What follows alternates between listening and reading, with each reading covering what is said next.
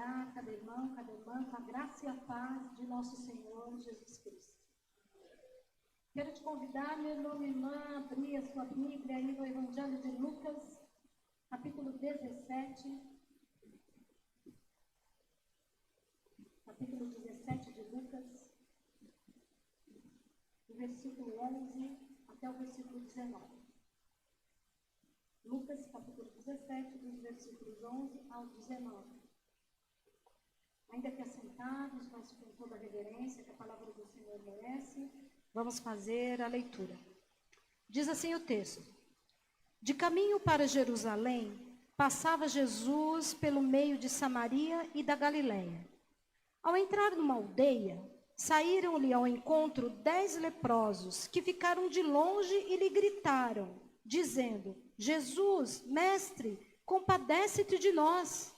Ao vê-los, disse-lhes Jesus: Ide e mostrai-vos aos sacerdotes. Aconteceu que, indo eles, foram purificados. Um dos 10, vendo que fora curado, voltou, dando glória a Deus em alta voz, e prostrou-se com o rosto em terra aos pés de Jesus, agradecendo-lhe. E este era samaritano. Então Jesus lhe perguntou: Não eram 10 os que foram curados? Onde estão os 9? Não houve, porventura, quem voltasse para dar glória a Deus, senão este estrangeiro? E disse-lhe: Levanta-te e vai, a tua fé te salvou. Vamos orar? Senhor, Deus e Pai Todo-Poderoso, te louvamos, te bendizemos, te agradecemos, Senhor, pela tua palavra que nos alcançou. Te agradecemos, Senhor, porque a tua palavra é revelação para as nossas vidas. E te pedimos, Senhor, que nessa noite ela possa encontrar em nossos corações terra fértil, onde ela possa ser, Senhor, frutificada. E que nós possamos compartilhá-la com aqueles que ainda não te conhecem. E que tudo seja para a honra, para o louvor e para a glória do teu santo e poderoso nome. Amém e amém. Amados irmãos, amadas irmãs, então o texto vai nos dizendo que Jesus estava a caminho de Jerusalém. E ele então entra em uma aldeia. E que quando ele entrou nessa aldeia, ele foi avistado por 10 leprosos que começaram a gritar para Jesus, mesmo de longe, pedindo a Jesus que tivesse compaixão deles. Eles tinham lepra e essa doença era uma doença que quem fosse atingido por ela era considerado como alguém impuro. E por isso eles tinham que se manter distantes de outras pessoas. No versículo 14, Jesus diz para eles: Ide e mostrai-vos aos sacerdotes. Porque cabia ao sacerdote declarar o leproso purificado, conforme Levíticos, capítulo 13 e capítulo 14, é onde nós encontramos as leis a respeito da lepra. Principalmente o capítulo 14, que vai tratar, então, da purificação de um leproso. Só então, depois de ser declarado curado por um sacerdote, é que ele poderia novamente ser inserido à sociedade, e que ele poderia novamente voltar a ter uma vida normal. Portanto, a lepra, além de tudo, era também uma doença totalmente excludente. Os doentes não podiam mais conviver com seus familiares, não podiam mais conviver com seus amigos, não podiam trabalhar, dependiam inteiramente da caridade. A doença se estabelecia no corpo, mas os seus efeitos atingiam a mente, as emoções e o próprio espírito. Essas pessoas não eram vistas pela sociedade. Mas o texto diz que Jesus as viu. E eu quero aqui abrir um parêntese. Hoje, muitos também não são vistos pela sociedade. Muitos são excluídos, muitos são marginalizados. A mulher, que é vítima da violência, mas afinal de contas, foi ela quem provocou. A mulher, que é vítima de uma violência doméstica, mas ela é mulher de malandro. É o pedinte nos semáforos, mas ele não quer trabalhar. Está nessa condição porque quer. É o negro, é o pobre, nas ruas, nas favelas, nos lugares públicos. É bandido. Ele merece o que está acontecendo com ele. Ainda que o que aconteça com ele seja privação da própria vida. Como se fosse delegado a alguém o direito de tirar a vida de outro. A vida é uma dádiva, um dom de Deus. E somente Ele tem autoridade para definir quando ela se inicia e quando ela se finda. Toda vida importa. Nós precisamos falar, nós precisamos sim como igreja refletir e precisamos nos posicionar acerca dessas questões sociais. Nós não estamos aqui defendendo ou contemporizando crimes ou pecado, de forma nenhuma. O que nós estamos tentando fazer é defender a oportunidade que foi dada a toda a humanidade de ser transformada por meio do conhecimento da palavra de Deus. Isso, como igreja, nós não podemos negar a ninguém. E a palavra nos diz que não cabe a nós julgarmos, que o papel da igreja é ser sal na terra e luz do mundo. Esse é o papel da igreja. Isso é o que a igreja tem que comunicar.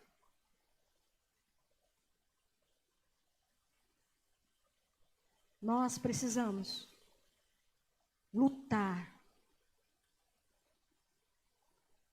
com a arma que nos foi dada, a palavra de Deus, para que as pessoas possam ser conhecidas e julgadas, não mais por serem negras, ou pretas, ou brancas, não porque são ricas ou porque são pobres, não porque é homem ou porque é mulher,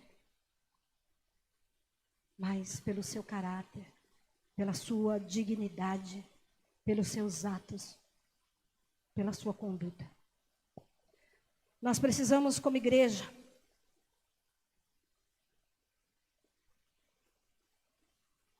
sermos agentes de transformação nesse mundo. Mas antes nós precisamos ser transformados. Hoje não são os leprosos que não podem se aproximar. Hoje são as crianças no meio da rua, que quando se aproximam dos carros, veem os vidros serem levantados. Aqui eu quero fechar o parênteses. A sociedade pode marginalizar, a sociedade pode excluir, mas o texto diz que Jesus os vê. E diz também que Jesus atende ao pedido daqueles leprosos. E o pedido daqueles leprosos foi um pedido de compaixão. Compadece-te de nós, Jesus, mestre. E esse é o pedido de tantos excluídos hoje. Compaixão, tenha compaixão.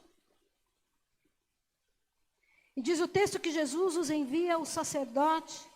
E aconteceu que quando eles estavam a caminho, quando eles estavam indo até os sacerdotes, eles foram purificados. A cura se deu na medida da fé. Quando eles obedeceram a Jesus e foram até o sacerdote. 10 leprosos foram curados, mas apenas um voltou para agradecer. E o mais improvável deles foi esse, quem voltou para agradecer, o samaritano. Esse samaritano representa todo aquele que ouve e que aceita a palavra de Deus, que aceita a mensagem de salvação impressa na pessoa de Jesus Cristo. Os outros 9 representam os judeus, o povo escolhido, que apesar dessa condição, rejeita as boas novas da salvação, que se preocupa apenas em desfrutar as benesses que lhes são oferecidas. No texto, eles queriam apenas comemorar a restauração que lhes foi concedida. Isso, infelizmente, é algo natural na condição humana. Desfrutar do presente recebido, ao invés de reconhecer a dádiva que o alcançou. Ao invés de reconhecer de quem veio essa dádiva recebida. E para aquele que demonstrou gratidão, aquele samaritano, Jesus reservou uma bênção muito maior. Jesus reservou a bênção da salvação. Os outros tiveram sim a sua saúde física, mental e emocional restabelecidas, mas eles não tiveram a oportunidade de nascer de novo. Eles não tiveram a oportunidade de nascer do Espírito, não tiveram a oportunidade de se tornarem novas criaturas. Eles acabaram perdendo ou deixando de ganhar o mais importante. E nós aprendemos aqui que o mais valioso, que a maior bênção está reservada para aqueles que têm um coração grato. A maior bênção está reservada para aquele que sabe, para aquela que sabe agradecer. Gratidão é então o reconhecimento de que nós fomos e que nós somos diariamente, constantemente alvos das bênçãos de Deus. É também o reconhecimento de que dependemos totalmente dele.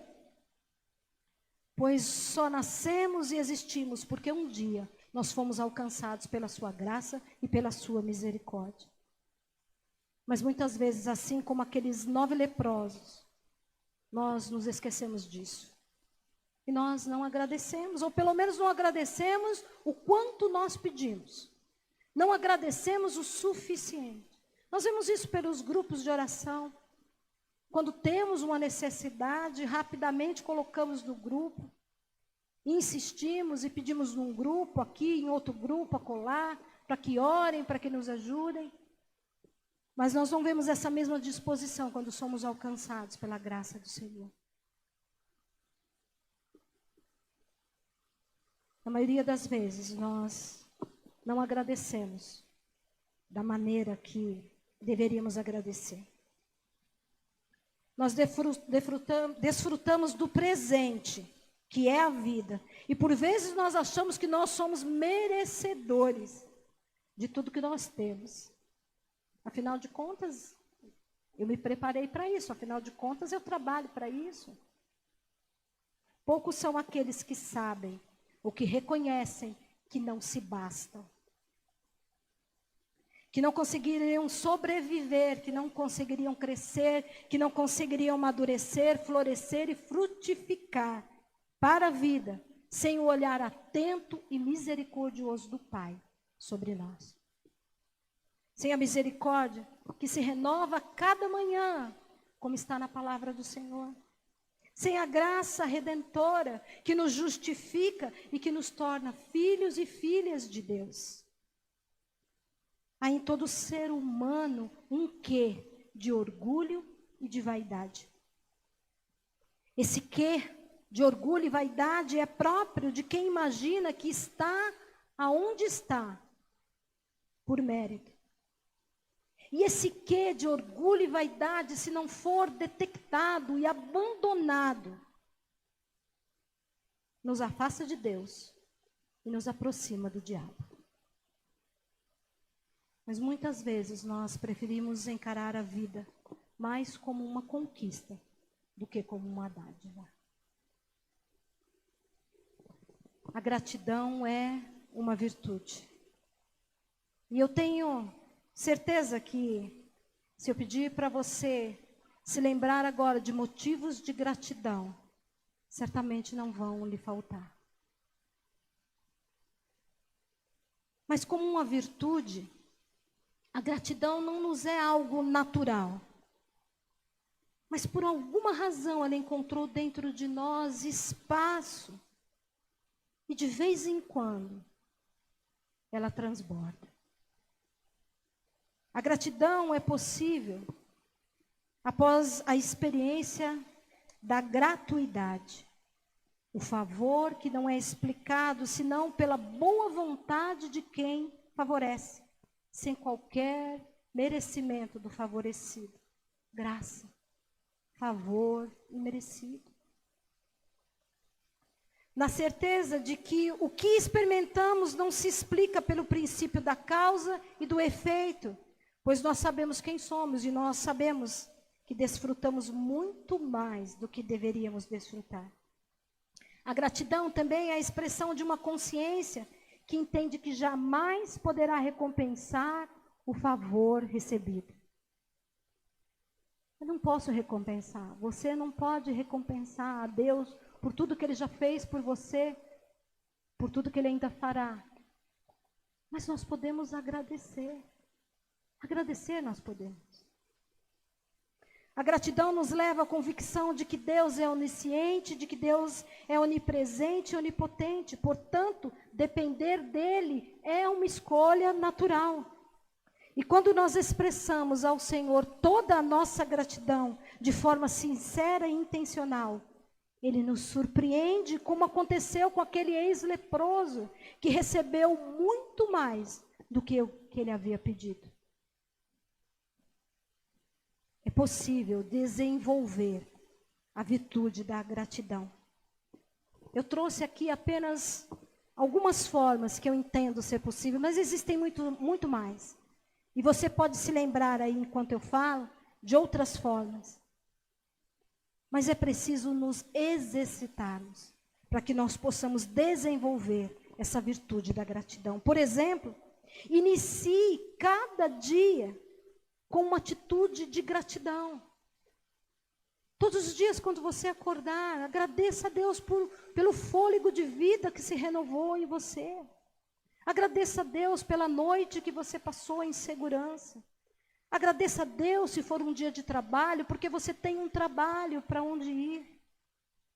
Agradeça a Deus pela família que você tem. Aprenda a iniciar o seu dia com atitudes de gratidão. Uma outra forma possível de desenvolver a virtude de gratidão é valorizar aquilo que você tem. Pare de murmurar e de reclamar por aquilo que você não tem. Olhe para o que você tem.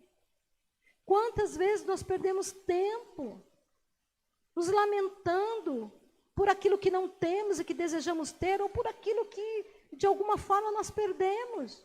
E deixamos de ver, deixamos de enxergar tudo o que temos, que é tão precioso e que é tão valoroso. Valorize aquilo que você tem. Pare de reclamar por aquilo que você não tem. Testemunhe o amor e o cuidado de Deus sobre a sua vida. Tem um hino, né, que a gente diz: conta as bênçãos, dize-as quantas são.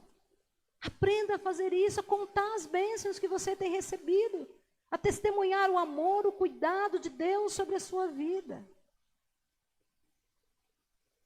Encare os desafios na plena convicção de que você não está só.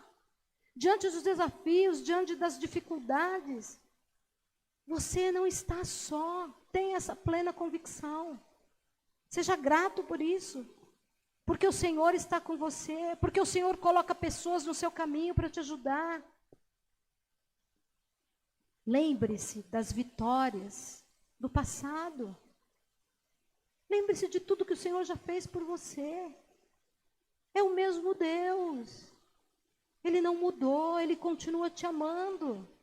Ele continua cuidando de você e tendo para você e desejando para você o que tem de melhor. A vontade dEle sobre a sua vida continua sendo boa, perfeita e agradável. Então se lembre de quantas situações você já viveu em que você acreditou que não teria saída, em que você acreditou que seria o fim, que você não enxergava uma forma que aquilo pudesse ser resolvido, e Deus te mostrou. E Deus abriu portas, e Deus derramou cura, e Deus trouxe solução, e Deus trouxe renovo. Lembre-se das vitórias que o Senhor já te concedeu. Glorifique ao Senhor em todo tempo, como aquele leproso que deixou os outros 9. O texto nem diz se ele chegou a se apresentar ao sacerdote, ou se no meio do caminho, quando ele se percebeu curado, Antes de se apresentar ao sacerdote, ele já voltou para glorificar o Senhor. O texto diz que ele voltou dando glórias a Deus.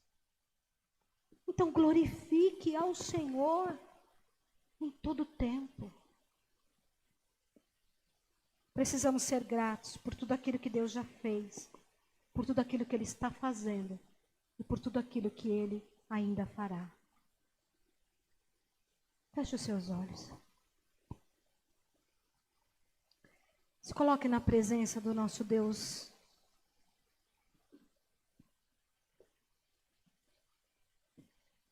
Exercite a virtude da gratidão. Lembre-se de tudo que o Senhor já fez por você. E lembre-se também das promessas que estão na sua palavra, que ainda não se cumpriram na sua vida, mas que, se são promessas do Senhor, haverão de se cumprir. Lembre-se de um tempo de desespero, de sofrimento que você vivenciou, de um tempo de dor, e que o Senhor te curou, e que o Senhor te restabeleceu, que o Senhor renovou a tua esperança.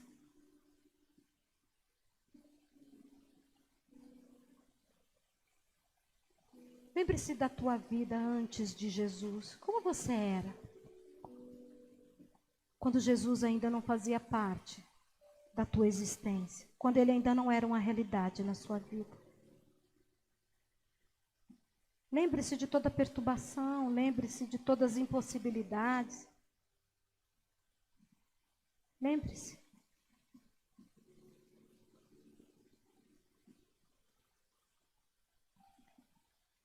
Valorize aquilo que você tem. Entenda as coisas que você ainda não tem como uma conquista que virá no tempo certo, no melhor tempo.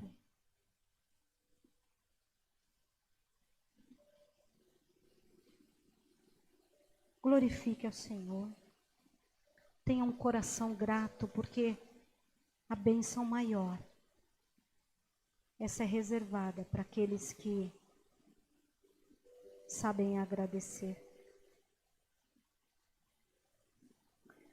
Senhor Deus e Pai Todo-Poderoso, nós te louvamos e te bendizemos nesta noite. Te agradecemos, Pai, pelo dom da vida que se renovou em cada um de nós.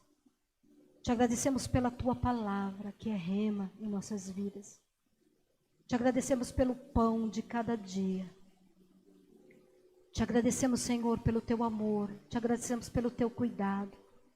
Te agradecemos pelo privilégio de poder te chamar de Pai. Te agradecemos, Senhor, pelo privilégio também de te servir. Te agradecemos, Senhor, pela fé, que é um dom que vem de ti. Te agradecemos pela esperança que nos renova. Te agradecemos, Senhor, pela liberdade que temos de poder te cultuar. Te agradecemos pela família, Senhor, a família de sangue, a família da fé.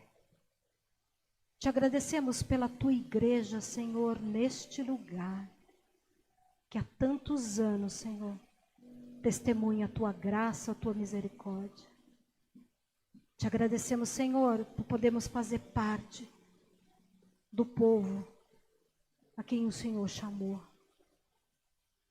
Te agradecemos, Deus, pelo ontem, pelo hoje e pelo amanhã. Te agradecemos, Pai,